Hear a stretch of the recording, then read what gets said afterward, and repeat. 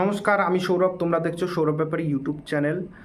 তো আমি সকাল থেকে সুপ্রিম কোর্টের যে লাইভ চলছিল ইউটিউবে বারবার গিয়ে দেখেছি।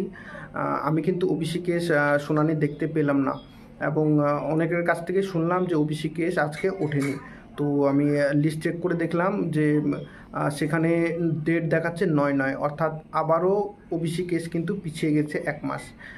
এই তো চলছে ওবিসির খেলা। এর আগে যখন ওবিসি মানে আগের কেস যখন হয়েছিল, এর আগেও কিন্তু আমরা সেই দুর্গাপূজার আগে দেখতে দেখতে দুর্গাপূজা পার হয়ে গিয়েছিল। এবারও কি সেটা পার হয়ে যাবে?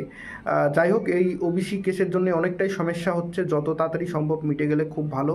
তো আজকে তো উঠেনি, এবার 9/9 যে মানে সেপ্টেম্বরের 9 তারিখে যদি কেসটা উঠে যায় খুব ভালো।